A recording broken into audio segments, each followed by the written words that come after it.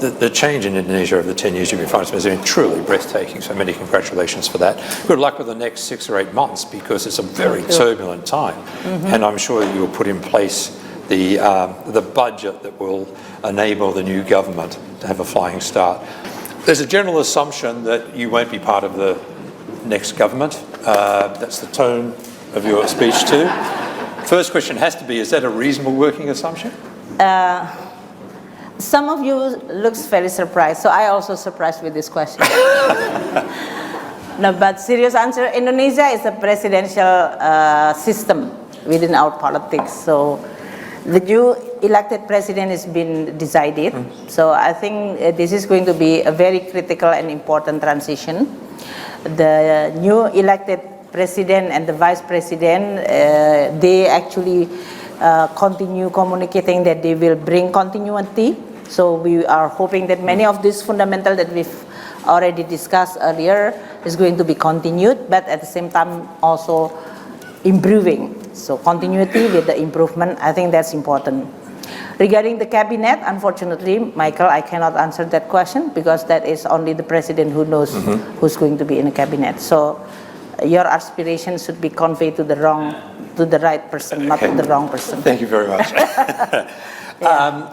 What's the key message you would give to any incoming finance? Is it fiscal prudence? You said do not sacrifice fiscal prudence, something along those lines. Is that the number one message for any incoming finance minister? Well, I think all the political parties recognize, in order for us, Indonesia, to continue this journey, you really need to continue maintaining the good foundation.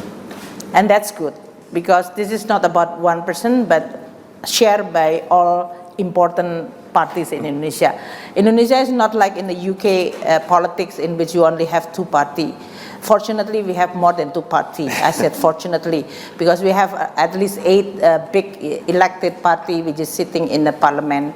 And this provides us with quite a lot of, in this case, political discussion, but also at the same time, we have the ability to juggle on this kind. But on the fiscal prudence, I think they are all more or less share that this principle should not be sacrificed.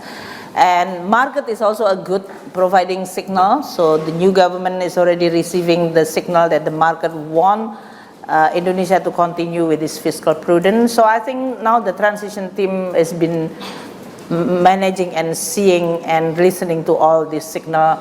And I'm sure within the 2025, as I said earlier, that we are in charge of preparing the budget for the first year of this government. That signal will continue to be conveyed. You are preparing the budget for next year, and you spoke very clearly about the external issues. It's the most challenging external environment I think I've seen in a long, long time, if not ever. What's the biggest external risk? Is it the strength of the dollar and US interest rates? Is it the conflicts that are going on? Again, as you frame your budget. Well, the exchange rates movement or dollar strengthening in this case is definitely have a more immediate impact, because you every day will see in terms of our revenue, which is some of them in dollar. That means strengthening dollar in rupiah denomination, we have more rupiah. But we also have the spending which is based on dollar also in this case, like our subsidy and so on. So we really need to look at this balance, because the impact is immediate. The second one is also on the interest rate. This higher for longer. I mean, Federal Reserve Chairman Powell increasing the interest rate only less than 18 months by more than 500 basis points, 5.25, 5.5%. Indonesia, our yield of our bonds, 10 years, is actually relatively steady, both the US and local currency. So our spread with the US is now has been tightened to the lowest in the history, only 230 basis points. And that's why this is a good achievement, because many of bondholders, and by the way, I'm here because I'm going to see many of these important bondholders, they're going to still continue to see Indonesia as a good investment place. But certainly the pressure at comparing the risk return is going to be there. So for us, again, this US strengthening interest rate higher for longer is going to have a more immediate impact. But if you ask about what is going to be like the big game changer, geopolitics and climate change. Yep. Oh, and then digital, the artificial intelligence. I actually just received that people can really replace me with AI, which is, I think, is good. So you don't need Srimulyani, you can have AI. So that's going to be quite a game changer, I think. And you and the central bank, you and Pak Perry, work very closely together, and you make a feature of that. He's spoken to us about it, and so have you. You talked about it there. Again, is that a policy you would advise that continues into this next government? Well, central bank is an independent since 97, 98, when Indonesia have the banking and economic crisis. A lot of governance and fundamental of the way we establish our institutions changed quite dramatically. One is the independence of the central bank.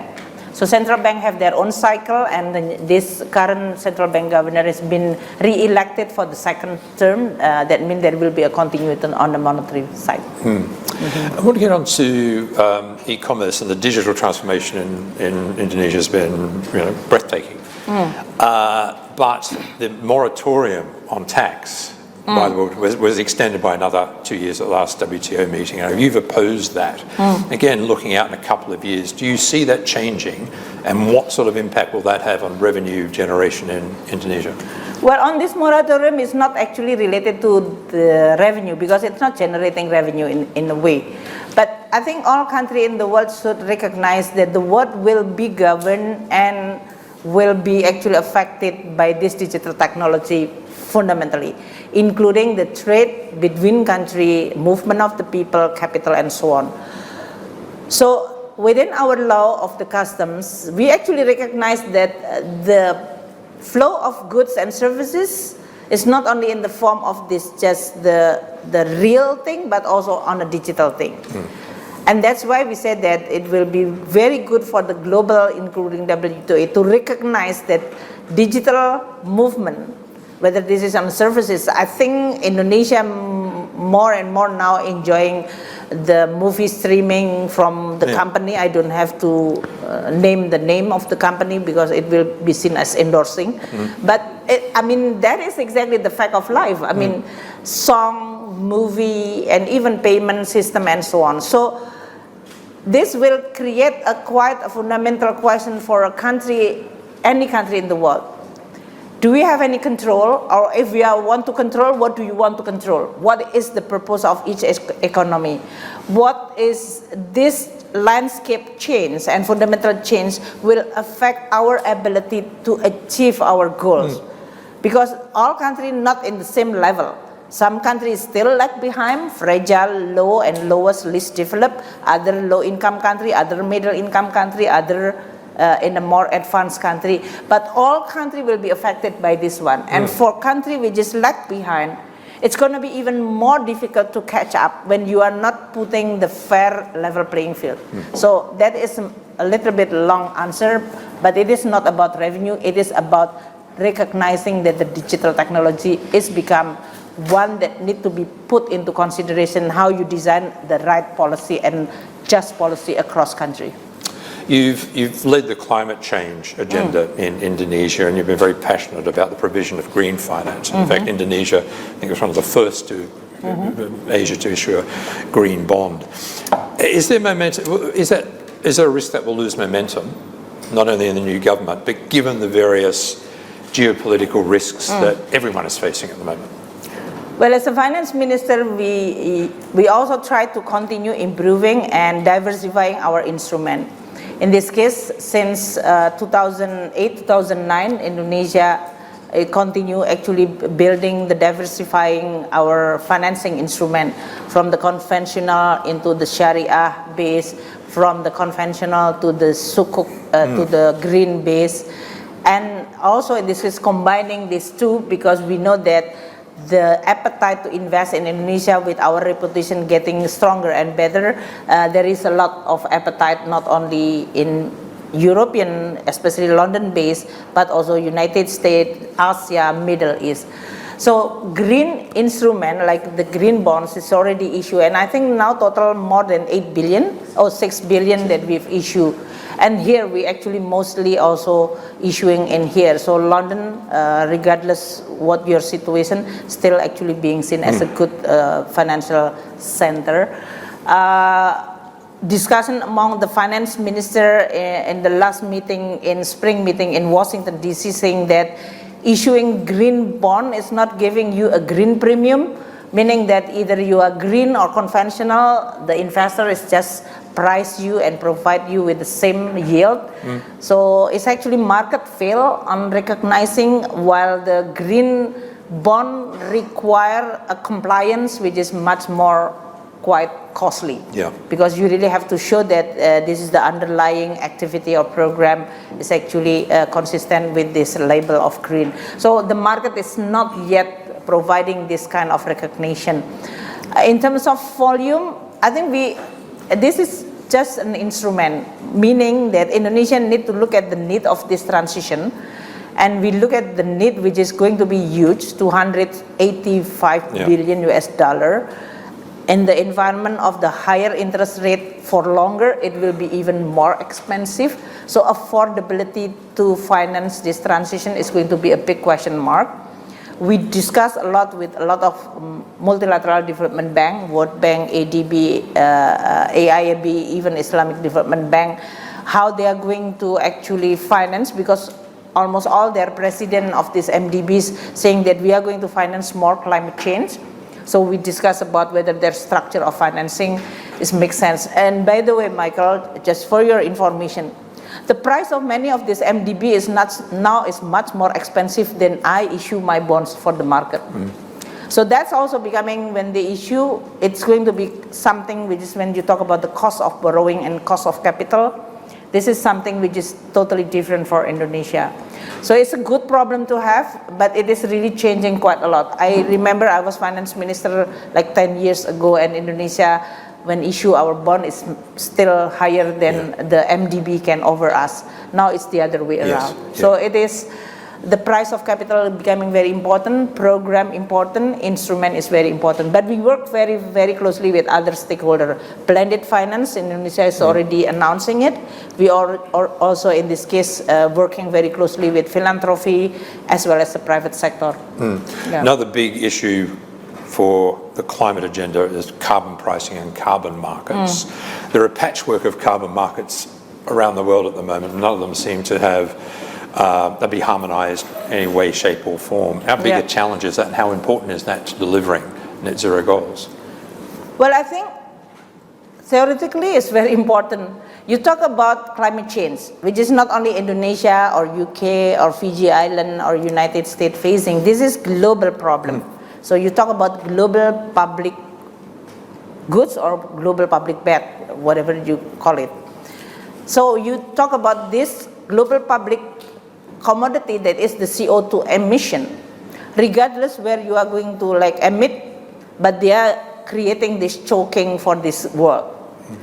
So you talk about one commodity which is the same, CO2, which is bad, but you don't have the market, or at least you don't have the integrated market globally. I remember in the G20, my colleague Chrystia from Canada, the Minister of Finance, saying that the price of carbon in Canada, if you are going to achieve this 1.5% avoiding the increasing temperature of the world, it should be at the level of 175 Canadian dollar. In the United States, I don't know about the price of the carbon over there. Maybe there is no carbon market yet. There is a voluntary. In European, at some point they have 75 down to 25, so it's like very volatile. Singapore, our neighboring country, is starting to have the carbon market. They start with a price of $4. Indonesia start with the $2.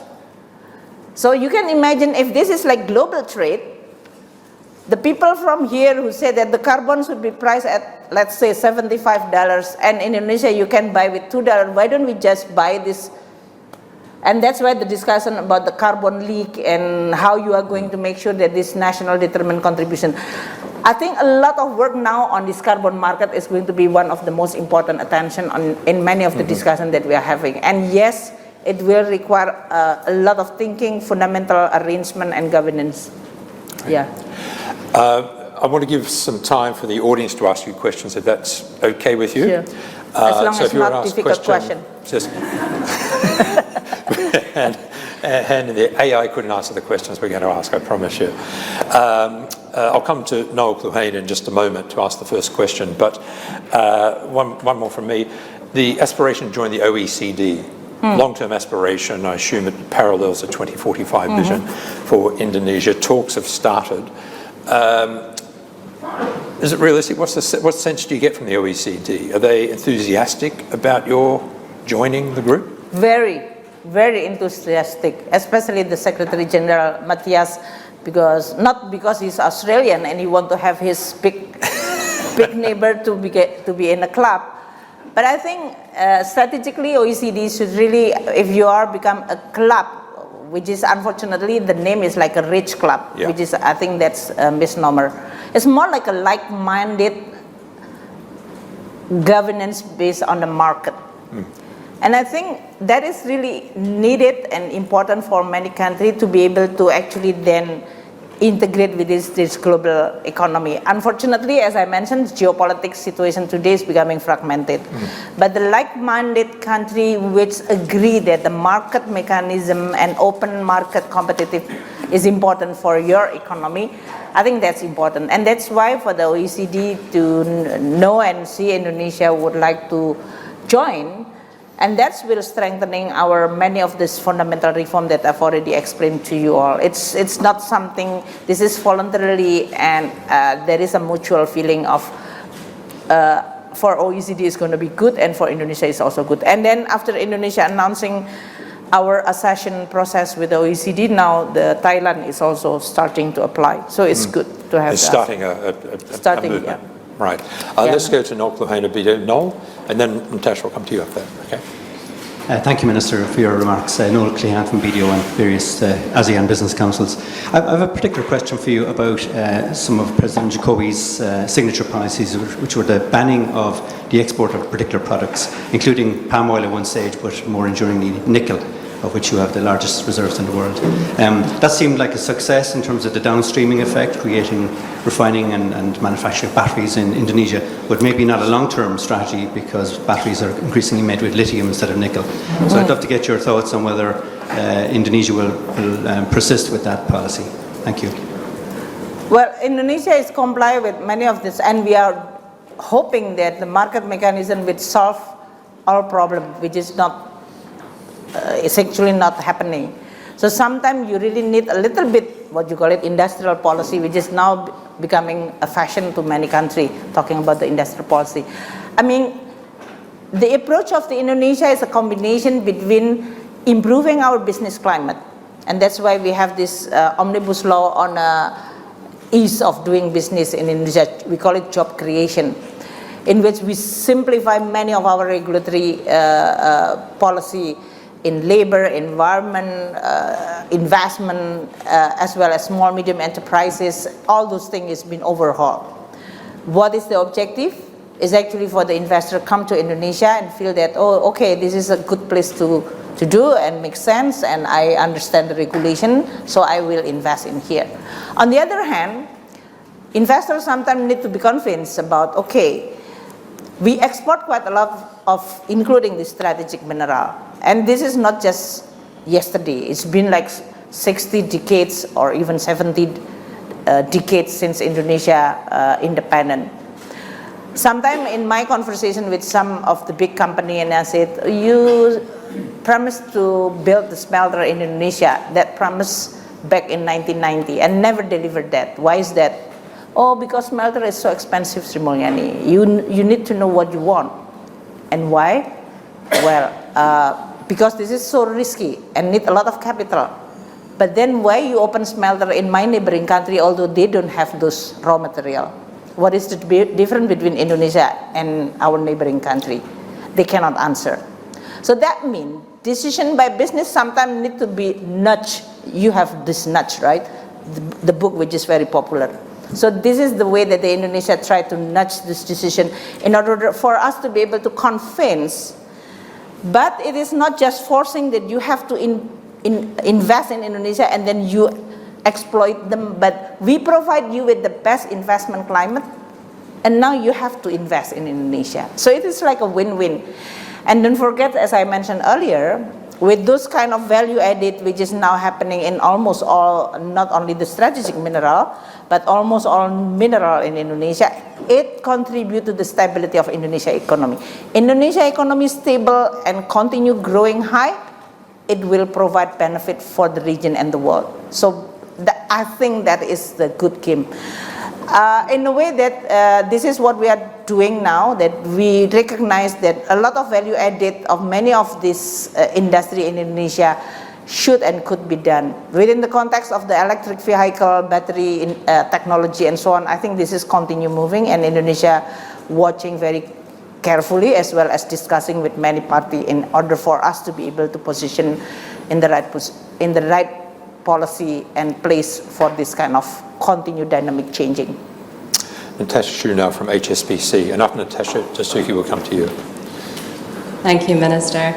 Having myself lived in Indonesia during the 97-98 financial crisis, I appreciate that Indonesia's economic stability is hard won, and it's amazing to see that Indonesia is now on course to be the world's 4th largest economy within, I think it's 20 years.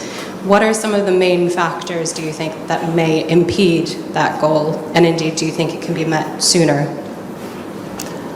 Well, I think the crisis is very changing Indonesia really a lot and fundamentally. It is not only in the form of the cost of this banking crisis, which may be among the most expensive bailout in the world. I think we are only compared with Argentina maybe, because it's almost 80% of our GDP in bailing out this banking system. But it was really a very deep fundamental crisis for the Indonesia. The crisis for the government, the trust is lacking or gone.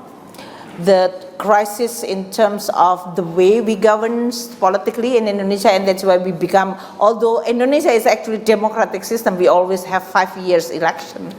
But then we say that it should be a real democracy, which is not going to be know who's going to win any election. In the past, we always know who's going to be the president even before the election. So I think that's, and then we have huge fundamentally change in terms of our legislation. As I mentioned earlier, even in the economic front, and that's credit to President Habibie at that time, that he's actually passing more than 200 or 300 legislation, as I mentioned earlier, bankruptcy law, competition law, Bank Indonesia independence, state finance laws, treasury law, banking law. There are so many laws which is actually being passed, and that's become a fundamental for Indonesia. But passing law is actually one thing. We have the Anti-Corruption Commission established during that, and that's become also a momentum for us. For me, immediately as a finance minister 2005, that is really an opening and momentum to build the governance, cleaning up from the corruption, building the capacity of our staff, creating transparency. I don't know about the UK, but is there any in this UK that the Minister of Finance every month going to the public, explaining about how much I collect, how much I spend, how much debt I issue every month, not only once a year when you go to the parliament. This is just to show the transparency, accountability become one of the foundation for this democratic, which is also healthy for Indonesia. So yeah, I think the most ingredient is that crisis provide us with a totally change in terms of the way we govern the economy, and also politically synchronized on a more opening democratic system. Dasuki Shitani now from Mitsui. Thank you, Minister. I'm from Mitsui. I have one question regarding to the capital relocation. What is the most challenging tasks from the point of view of fiscal policy of Indonesia? Thank you. The capital what? Capital relocation to the Kalimantan. To Kalimantan. Oh, the capital relocation. The new capital city has been built, and Why Kalimantan? Well, in the past, the first president said that Indonesia should have the capital in Kalimantan. That's one thing. The second one, from the geographic point of view, it is really in the middle of Indonesia. The third one, as a finance minister, I think I have quite a unique answer for that.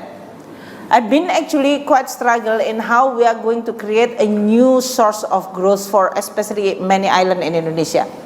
If you look at the composition of the revenue and economy, even if the mining is in Papua or in Kalimantan or in Sulawesi, the headquarters of all those corporations is always in Jakarta. So the revenue is really looks like Jakarta-based, but actually the activity is on the outer island.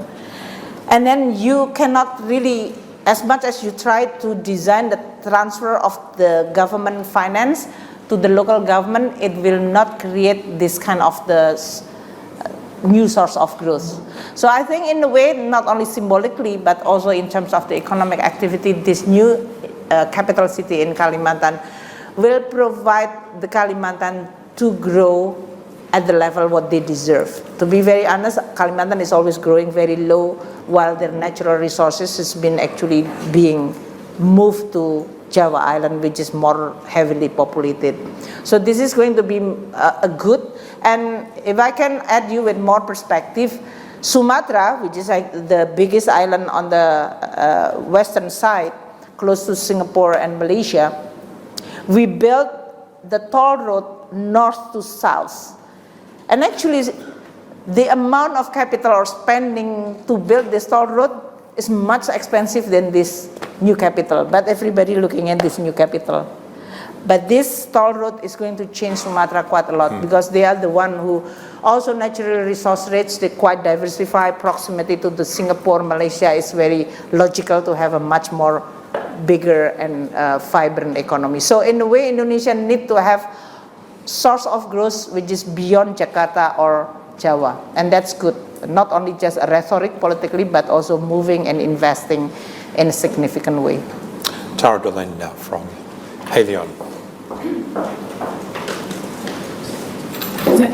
It's a related question to trade, but on the import restrictions side of things, just would be interested in understanding what you see, the outlook with regard to the current quota systems, whether there may be opportunity to negotiate them, not just on an annual basis, but on, a 3 and 5 year basis, and to give more, I suppose, stability to businesses. And then just on the other side of that, just with regard to then investment and how restricting raw material imports might actually impact the outside exporting side of things, just where you feel that might be going?